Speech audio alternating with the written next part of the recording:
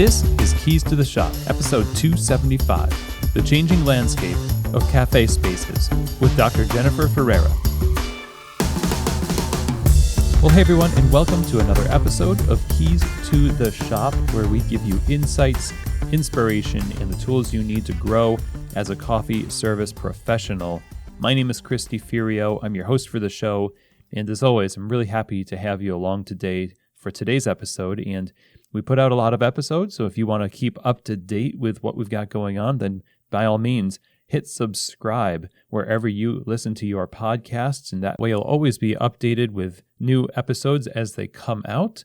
And also, if you like what Keys to the Shop does, and it's helped you in your business or your career, then it would be really awesome if you leave a 5-star review for Keys to the Shop over at Apple Podcasts, and that would really help the visibility and the ranking of the show.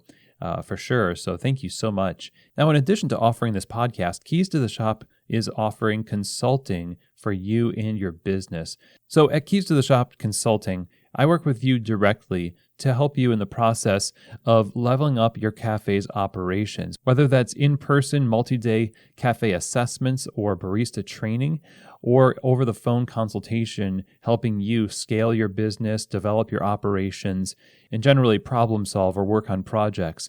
There's a lot of different ways that Keys to the Shop Consulting can work with you.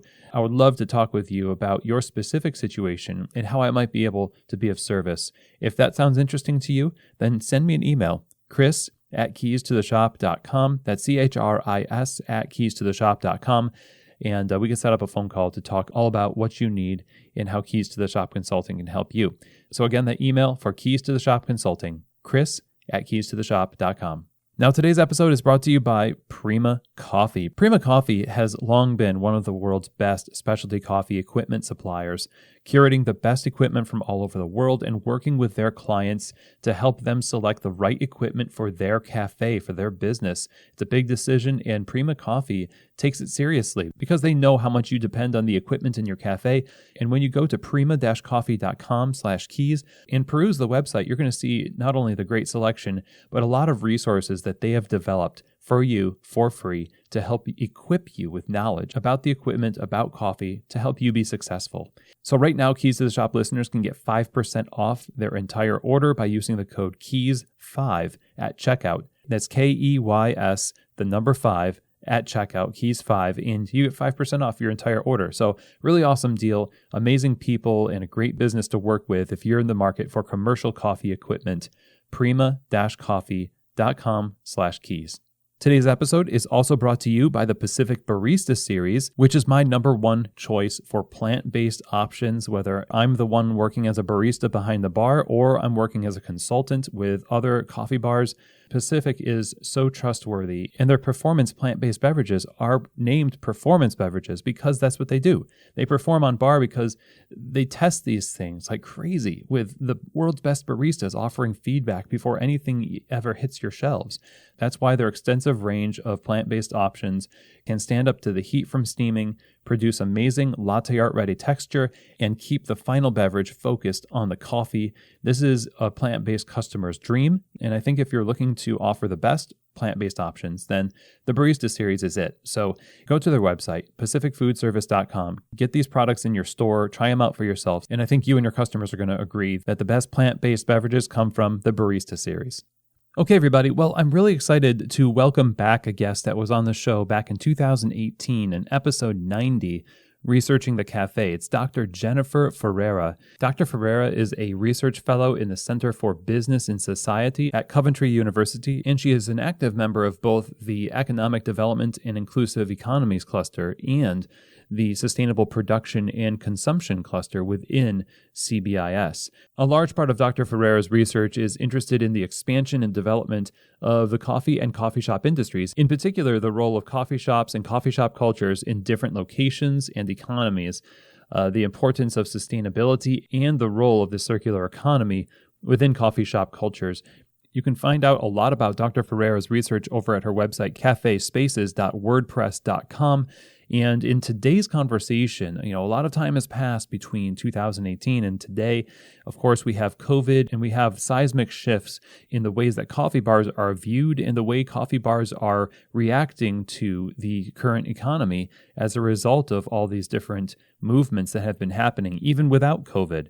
And today's conversation with Dr. Ferreira picks up where we are now. We talk about how things were trending before COVID and then what COVID did to either accelerate or change the direction things were heading for coffee bars and cafe spaces as a result. So our conversation focuses on what the global trends in coffee are, what the future might hold for brick and mortar cafes, and the ways that consumers view coffee bars and how we view our opportunities within the market, and some thoughts on how cafes might proceed from here. Dr. Ferreira, as usual, has a lot of great insights to share here, so let's get right to our conversation. Here now to talk to us about the changing landscape of cafe spaces is Dr. Jennifer Ferreira.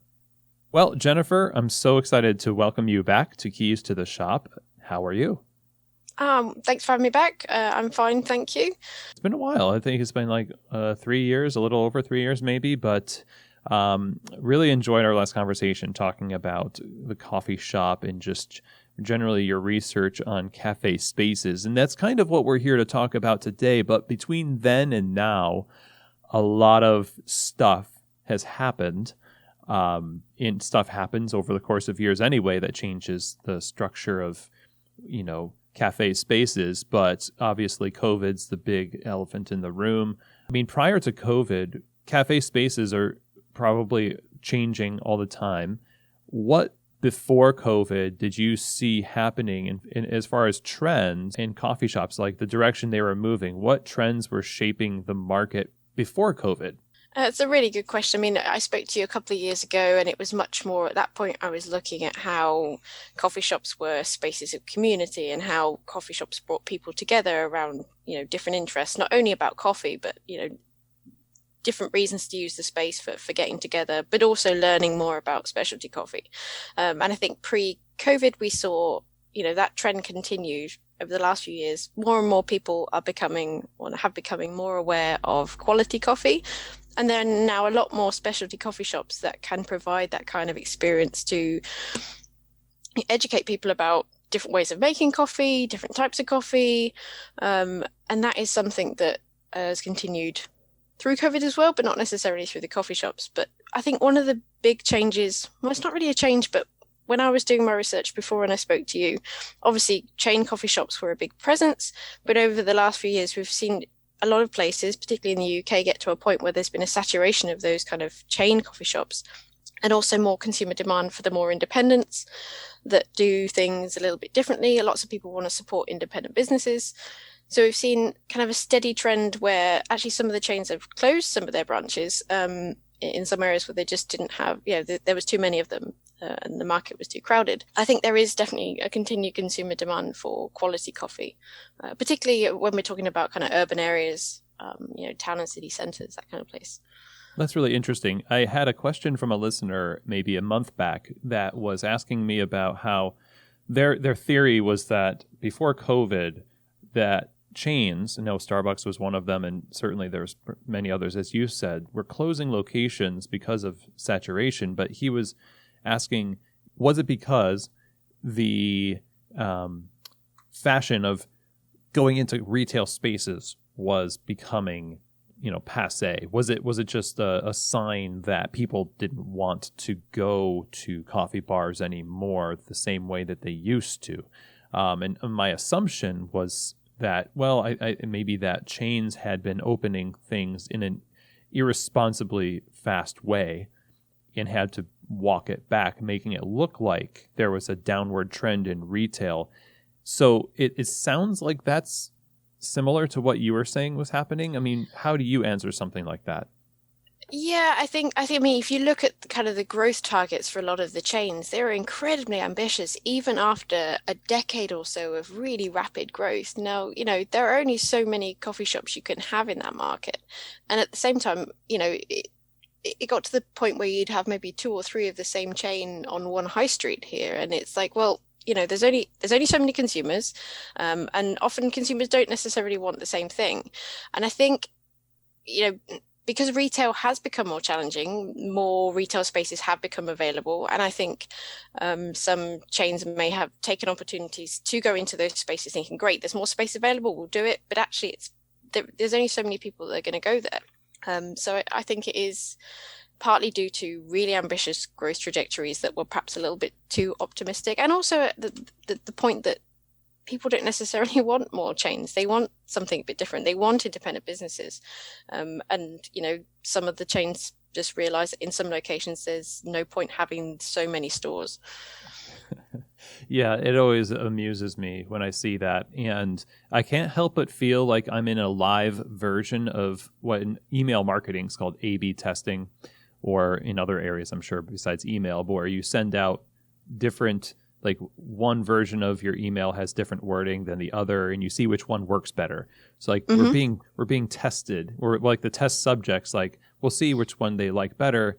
And we know that we're not going to be able to sustain both of these. And if you've maybe got one on a corner and one that's maybe slightly not as prominent on the high street, you just close down the one that gets the more traffic. Must be nice. Most of us are just opening the one and praying that it just stays open. And so, speaking of praying it stays open, I mean, as COVID unfolded, how did you see cafes responding? And what did this do for the direction that they were already heading, as we're talking about chains, but then you say people want this coffee shop experience that's not necessarily a chain. Increasingly, they want this. How did COVID impact this for coffee shops? Gosh, well, I mean, I'm talking here about the UK and what we've had 3 lockdowns since this began. And during these lockdowns, coffee shops could remain open, but only for takeaway. So ultimately, for some coffee shops, they just stayed closed because it just wasn't viable to stay open. If you're a coffee shop on a university campus, or even by some train stations where there's hardly any people going, it's pointless staying open for there just isn't enough people to remain commercially viable. So quite a few had to make the really difficult decision to stay closed. However, lots and lots have stayed open for takeaway and have had to change the way they operate. So I've seen lots of examples where they have set up serving stations and hatches by doors so customers don't need to come in.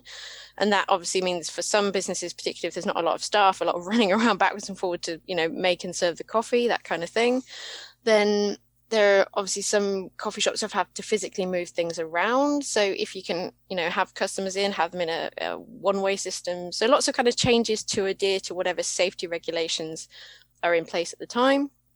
And then for a while, they were allowed to open with reduced numbers. And I think for some coffee shops, this was really difficult because if you've got to have social distancing and you can only have a certain number of tables, or you have to block off some tables, that drastically reduces the amount of people you can have in your shop. Or you have to try and shift some of this tables and chairs outside if you have the right kind of permit. So there was a lot of changes in how the space of the coffee shop would operate.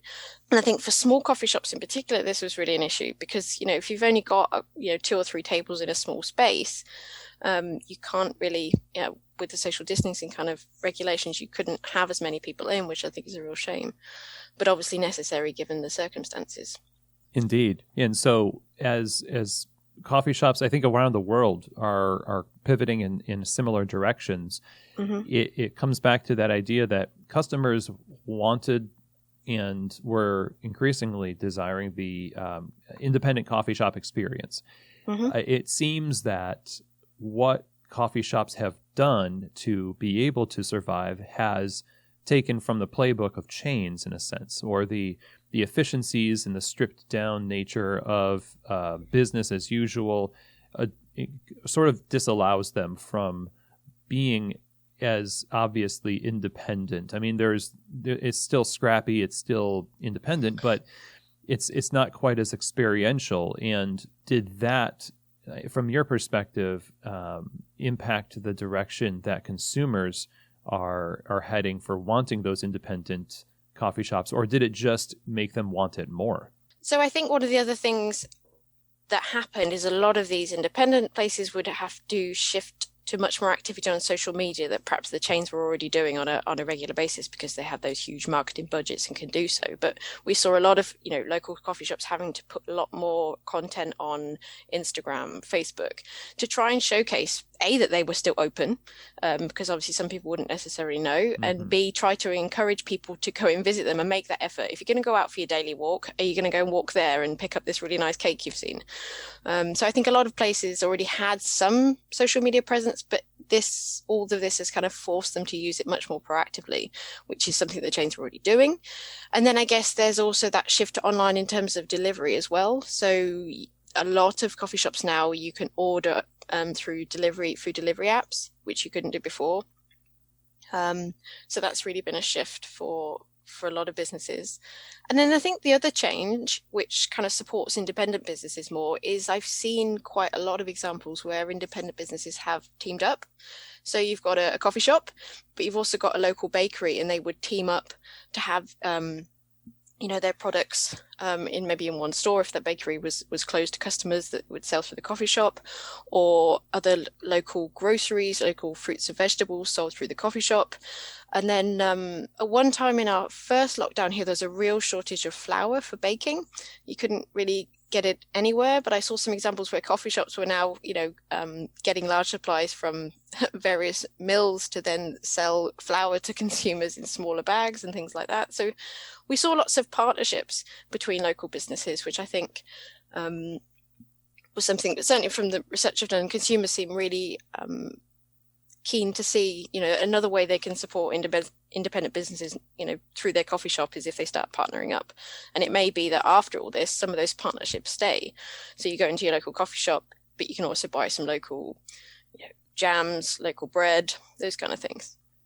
So some of these things will endure, and it does seem from what you're saying that customers are more endeared to their local or independent coffee shop because of the kind of the way that they've been handling it, but also they really don't want them to, fade away, even though it's less convenient as it was before. But it's not pushing them towards chains. No, I definitely think from the research I've done anyway, people are very keen because they recognize that it's the independent businesses that haven't had necessarily so much support, or they haven't got, the same kind of financial grounding that some of the bigger businesses have to stay, to keep going during this time when the business has been down. And a lot of people, if they do, have a favorite coffee shop, usually they know the people that work there, and they have that kind of relationship with those people, and they don't want those people to lose their jobs. So they want to kind of support that. So now this business of doing coffee has always been a people business, and it's even more so now, feeling like, hey, it's increasingly in our minds that these are people behind the counter. They're, we're supporting them. And as a part-time barista through the first wave of the pandemic, obviously it was difficult, but, the tips were actually really good because it was a reflection of people's care for the staff that were out there. So as we're thinking about all this stuff, and it feels as though, things are starting to become more normal is the overused word, but things are settling in, and new trends seem to be emerging. I'm wondering what those are. So now that reality has sunk in, like, where do you see the culture of coffee bars? And this could be UK, could be what you see globally in markets as well. Where do you see them setting their sights on that is going to just shape the future of the greater industry? Well, I think one of the main things is possibly where the location of where these coffee shops might be. So obviously, coffee shops have often been concentrated in city centres, near offices, places where people are working, whereas obviously over the last year or so, a lot of people have been working at home, and we've started to see some or more coffee shops opening in more residential areas. Now, in the UK, that's not really been a trend that's been quite common until recently.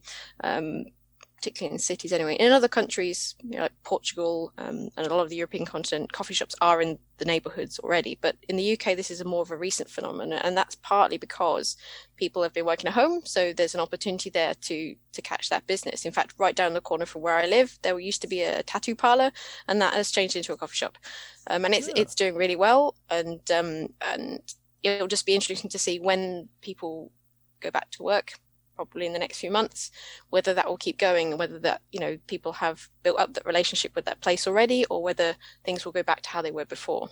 Interesting. So suburbs, not city centers. And it does seem that, and I see this from just stories people are telling me about larger cities emptying of their corporate workers, and they're permanently resettled into a Midwestern, right here in the U.S. If somebody worked in San Francisco and they worked for Square or something like that, because it's remote work, now they're working in St. Louis or Des Moines, Iowa, or something like that, because it's cheaper to live there and they can do it all from their computer. So this laptop life changes the market for what coffee shops can do. Because like you're saying, I guess the market is shifting physically, like literally physically shifting to a different location. Yep. And it may be that, you get lots of people that choose to work in coffee shops under normal circumstances. And it may be, if people don't have that everyday office to go to, that maybe people will go back to working in coffee shops, but in a different area of the country. And there may be more demand for more of the kind of places where you can book workspace, for example. I know that's not a normal coffee shop way of working, but there are business models out there where coffee shops have rooms that you can book as essential office space, that kind of thing. And it may be that is something that will happen. But another thing is about coffee consumption itself, I guess. So during the pandemic, a lot of people have been forced to have coffee at home. The research I've been doing has been kind of tracking, have people been, buying equipment, or have they been learning about coffee? Are they just buying it from the supermarket in the hope that they can get to the coffee shop again? And in the first lockdown, there was quite a lot of people saying, right, I'm going to learn about making a coffee at home, and when I go back to work, I'll probably get maybe a few less coffees out because I can just do it for myself at home and take it with me. But as we've had subsequent lockdowns, actually that trend is starting to change a bit. And the feedback I'm getting from consumers is that, no, when I go back to work, I want to go back to the coffee shop, please. I've had enough of doing it at home. That's a good point. Yeah. And so there is a certain element of just longing for that social aspect of coffee, longing for what has become a habit. It's not going to be undone necessarily by 1 to 2 years of readjustments. There might be some things that are left over, but I guess as someone who's viewing this as a researcher and looking at these trends, what are you concerned about in terms of the industry? Because I think these are pretty benign. Things are shifting. And they're shifting in a different direction, but the market seems to be responding to it. But what things are maybe things to be aware of that might or should be concerning to those of us who are in the retail coffee space? Well, I think the first main thing is just how consumers respond so here in the UK, we're still under a lockdown, and when that is removed, if people will go back to pre-COVID behaviors. Because if they don't, a lot of coffee shops are going to struggle, just because they won't have the kind of numbers of people they need to remain a viable business. And I think at the minute there's still business support for those that are closed because of the lockdown, and when the kind of furlough systems and things are removed, unfortunately I think we're going to see lots of places close, people will lose their jobs. And I think that there's a danger that some of the vitality with the industry can get lost because people are losing their jobs. And I think it's a really important thing that consumers do continue to support their local businesses, their local coffee shops, to try and make sure that those closures remain to as low as possible in that sense.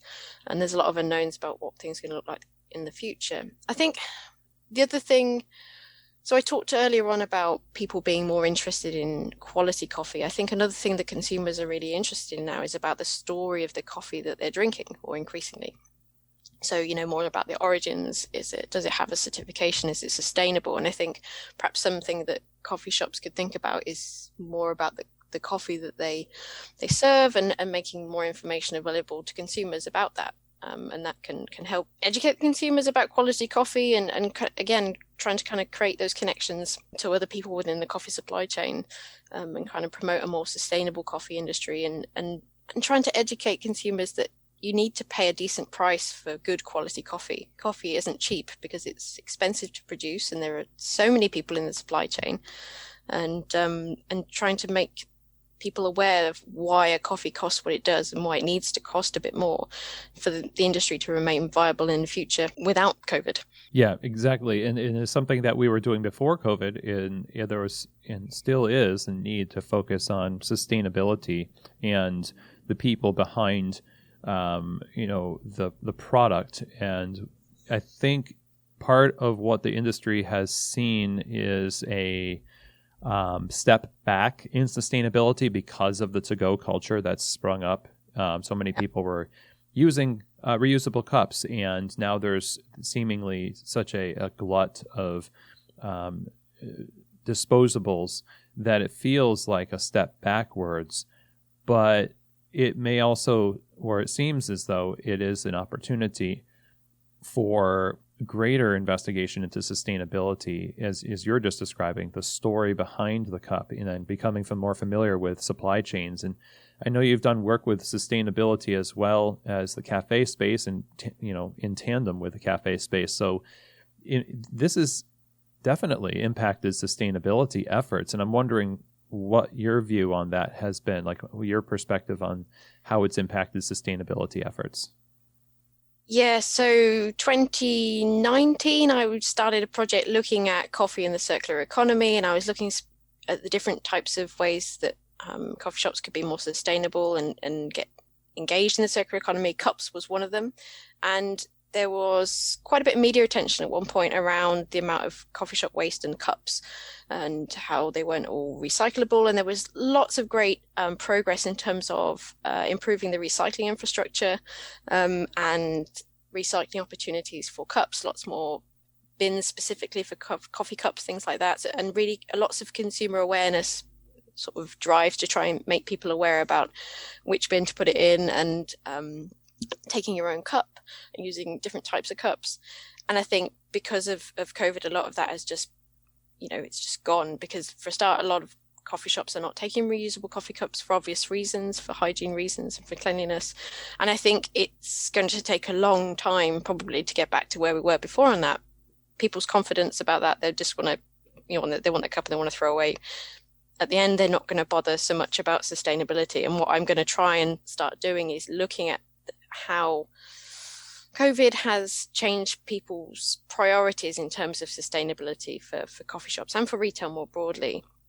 The last few years, lots of discussions around trying to reduce plastic waste, trying to reduce packaging. But because of COVID and increasing takeaways, lots of places have to start using lots more packaging because that's the only option they had. But it'll be interesting to see how consumers respond again when things go back to normal. Will they still want lots of takeaway options from coffee shops, in which case there's going to be lots more packaging being used? And are coffee shops going to look for compostable examples, or are they going to just stick with whatever's cheapest because that's what's viable for them? So I think there is definitely work to be done around thinking about how to get sustainability kind of back to the forefront, because it is really important. But there is a danger that it's gone off people's horizons now because the priority had to change for a while. Yeah, that is the worry. And I just can't help but thinking that similar to how people were restricted from going to cafes in their traditional sense, and how that nursed a sense of definitely wanting to return to that, and maybe even more so when they were allowed to, perhaps there's a similar effect where now people would be even more open to sustainability efforts after having been, and in particular, I guess I'm talking about cafes themselves, being more dedicated to sustainability after this, because they have had to lean into something that has so much waste. Yeah, I mean, it's something that we're just going to have to see what happens. It's one of those things. I think it's going to take a while for that to come higher up in the agenda. I think for consumers, but also for businesses. Again, if you've got a business that is right now struggling to, maintain a profit, that's not going to be your priority. You've got to, you've got to increase your margins, you've got to reduce your costs, and that will be the priority. And until that's there, I don't think a lot of businesses will necessarily want to forefront that. That said, there is a consumer element that are looking for sustainability in their consumption choices. So it may be that some places, if you are very clear that you're using sustainable packaging, and you can use your reusable cup, and we've got coffee from this fabulous farm in whichever country, it may be that will attract that particular type of consumer element. But then you have to bear in mind that lots of people have lost their jobs, and lots of people have more challenging personal financial circumstances, that paying more for things is not necessarily what they're looking for now, and will be looking for the cheapest option.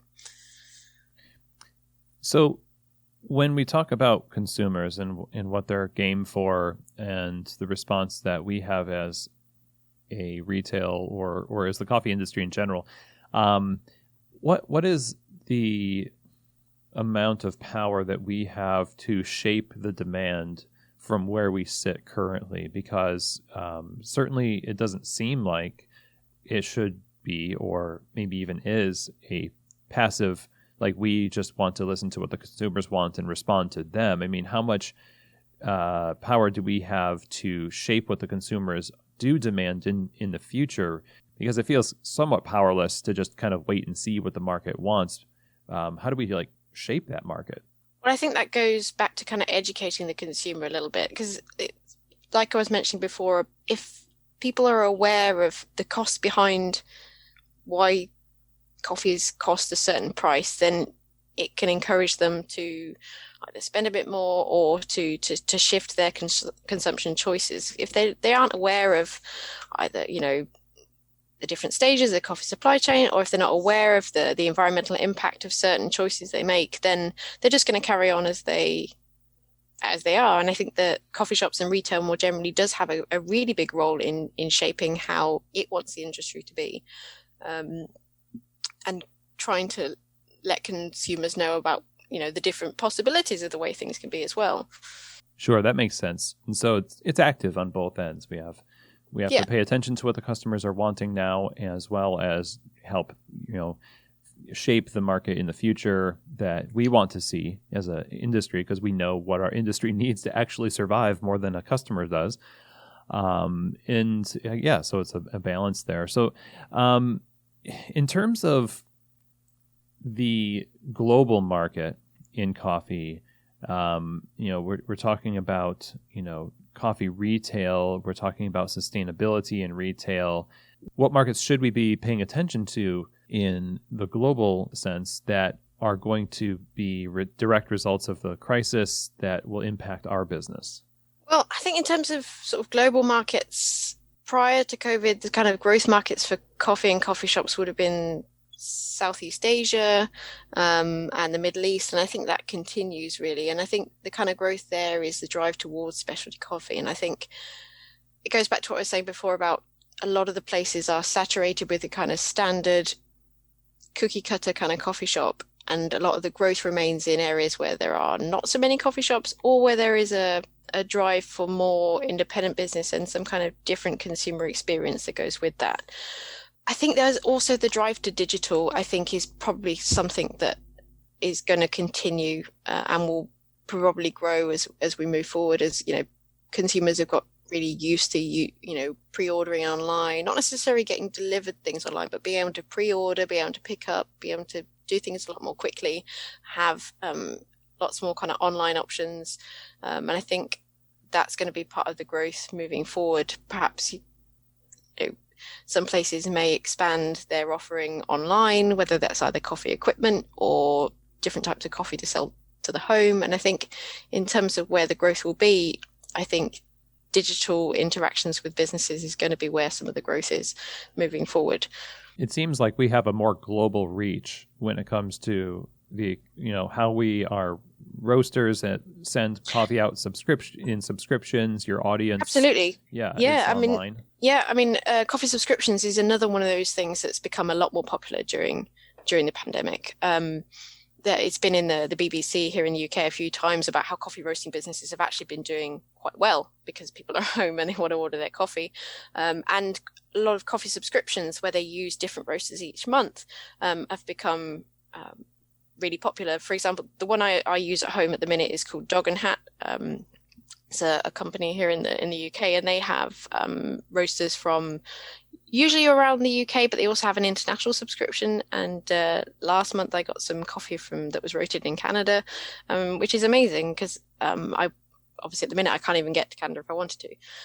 But I've had coffee roasted from there. I've had coffee roasted from all over the country, and it's a really great way for me to try different coffees. And I think that's been a really important way in educating consumers about different coffees and introducing them to different roasters.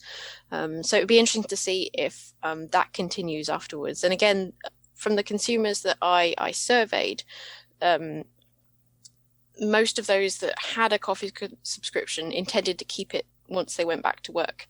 So it'd be interesting to see if that actually happens. But buying coffee at home as certainly one of those trends, and that is like to continue.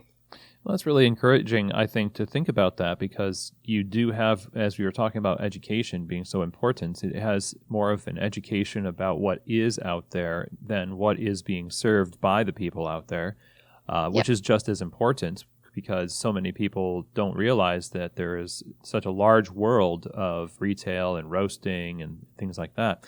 And so if you're out there in some place that's not a city center and you're familiar with all these coffees, and then somebody opens up a coffee bar near you, it's more likely that person would be successful because the consumers in a suburb now are educated about coffee from a subscription or digital interactions. And they want to know what coffee you've got. They don't just, they're interested in, perhaps you have different coffees you have guest roast and things like that, and they're interested in those options. So in the end, I guess what would be your message to the coffee market, in particular the cafe spaces? What would be your message to them as an encouragement to say, here's what's happening, here's what's probably going to be good for you to pay attention to, from how you've seen things come together in a broad sense and the data and research that you've done? How would you say we should be considering our current circumstances in a way that could help our businesses respond well to the changing market? Well, I think that one of the key things is communication. So in the research I've been doing, talking about what consumers have been doing and what they want to do, there's a strong sense that they still want to go to coffee shops. They want to communicate with them, and they find social media really useful in terms of knowing about, if you've got specials in the coffee shop, or if there's something in particular that's going on that they should go and visit. But it's become a way to communicate with that business, and because they haven't necessarily been able to go in for most of the last year here in the UK, that they've been able to have that kind of conversation. So there's been a local coffee shop that had like a few-year anniversary, and people were able to kind of congratulate them that way, and they've built up a rapport with the customers that they can't get face-to-face these days, because there's just a service hatch and you've got your masks on and you can't really talk and there's no facial expressions. Do you know what I mean? So having that conversation with people online is a way to kind of create that customer loyalty that you would otherwise have in a physical space. I think the drive to digital and to thinking about online sales is important, and I'm not sure that's necessarily going to go away. I think that's going to be something that stays. And also thinking about selling more coffee in the shop for people to have at home. If people are going to spend more time at home, then perhaps have more retail coffee. Most coffee shops have retail coffee to take home anyway, but making that more prominent, making people know that you like the coffee you get here, but you can also have some at home, and making that something that's more of an option. Excellent. Yes. And I know you have a website that we can go to learn a little bit more about, where you are in your research and things that you've been publishing, where can we go find more information? Yeah, so I have a research blog, cafespaces.wordpress.com. I have to admit, over the last year, it has not had as much frequent activity than I would usually have liked, just because the last year's been quite crazy. But I'm hoping in the next few months there'll be a lot more regular content. But there's definitely information there about my publications, about the kind of active projects I've got going, and if people are interested, they can always get in touch through there. Beautiful. Well, Jennifer, a pleasure to have you back on the show. Thank you so much for your insights here. It's very, very helpful. And no, it's great. Yeah, Thank you. I hope people log on to that blog and read up. Thank you. Great. Thank you. Well, I hope that you enjoyed that episode. Lots of great things here. One of the main things that I took away from this is that education has always been one of the things that we've wanted to do. This seems like a great opportunity, and more people are interested, more than ever, actually, in being educated about coffee. And whether you bristle at the term educating and think it's a bit of a talking down to the customer, maybe you can just say equipping or informing. Either way, I think educating or equipping the customer to make great coffee and understand it better for the purpose of their greater enjoyment is one of the great things that we can do right now, because the market has really turned in that direction as people are making coffee more at home and cafe spaces are still part of their lives. We have the opportunity to sort of meet them where they are, which is kind of what we should be doing all the time anyways, meeting people where they are and helping them achieve greater levels of understanding and enjoyment. So a huge thank you to Dr. Ferreira for joining us again on the show. If you want more of her thoughts and writings, you can go to cafespaces.wordpress.com, where she's published a lot of interesting pieces, and that will be an excellent use of your time, I guarantee it. Now, if you have any questions, comments, or feedback about this show or any other episode at Keys to the Shop, just send me an email, chris@keystotheshop.com, and that's also the email to use for Keys to the Shop Consulting, chris@keystotheshop.com. And with that is the end of our episode today. I hope that's helped you navigate the changing landscape of cafe spaces. And as always, I hope that this episode has truly given you keys to the shop.